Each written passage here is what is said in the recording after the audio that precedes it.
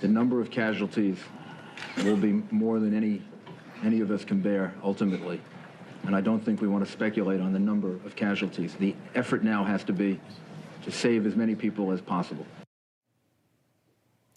What a moment. Mayor Rudy Giuliani on September 11th, 20 years ago, speaking to reporters after the worst terror attack to ever take place on American soil. It was a very chaotic time in New York City, in the United States, and frankly, all around the world on 9/11.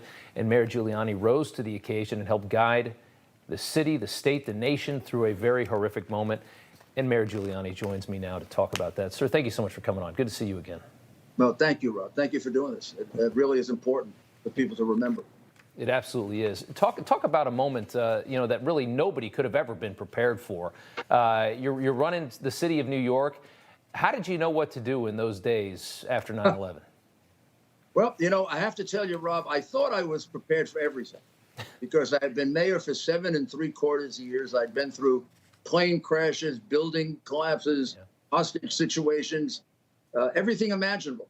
And then when I arrived at the site of the World Trade Center, and I was right below it, literally right below it, and I saw a man jump out of the 101st floor, I knew that we were going through something that was way beyond anything we had ever handled and way beyond our capability. So I told my police commissioner, Bernie, we're going to have to go with our instincts, make decisions quickly because we can't delay people, but we're going to have to pray to God to make them right because I'm not sure we're going to know exactly what to do. And I just tried to use my reason and my good people and their advice. I had great people. And the governor was terrific. I mean, we literally were joined together for 2.5 months. He put our two governments together. None of this, like you saw during the pandemic with not Biden, Cuomo and de Blasio fighting with each other. No, we were together to make every decision together, our staffs.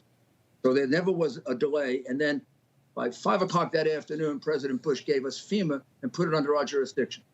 So we had a singular command. And I have to tell you, that's what made it work. That's what made it work. Do you think that did New York City ever fully recover from 9/11? Yeah. New York City recovered from 9/11. Okay. I'll tell you, you want one measure of that. So in the days after, both the governor and I were very concerned that people wouldn't return. Both the businesses and the residences wouldn't return. And the first couple of businesses really gave us trouble. And then American Express and Merrill Lynch, everybody should say God bless them, decided we're coming back. No bull, we're coming back. And when they did that, it helped to turn it a little. It was hard to get people back. So let's fast forward to last year at this time. 2.5 times more people live there and work there than before September 11th. It's become one of the more productive parts of the city. The city absorbed it, and they did what I asked them to do. Right. I told them we're going to go through a terrible time, but we have to come out of it stronger than we came into it. And the city came out of it stronger until the setbacks that we've endured. Sure. Because we really don't have. Horrible to say this, but we really don't have a mayor. Yeah. No. Yeah. That's you're not wrong about that. One final question, quickly here. How long did it take after 9/11? How long did it take until it didn't really hurt anymore? When you thought about it, did that ever happen? Because I think for a lot of people, it was just a wound in the soul. Never. The day coming up is one that I always dreaded. Yeah. And then by the evening, I kind of look forward to it because I have a dinner with all my people on this evening. And so we get together and we remember the heroism during the dinner.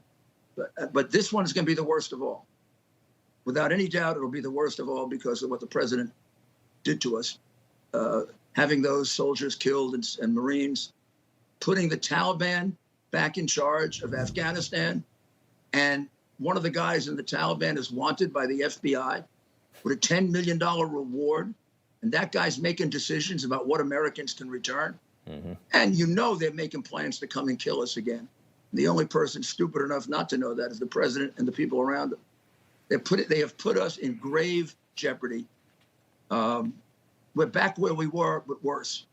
And it's all the making of one incompetent human being. Sad to say I agree with you on that, sir. And I really do appreciate you coming on and taking the time. It's astonishing. It's been 20 years, and we thank you God so bless. much. For, we'll get through this too. It's a great country. absolutely. It is a great country, and we thank you so much. It's better because of you. Thank you, sir. Good to see you.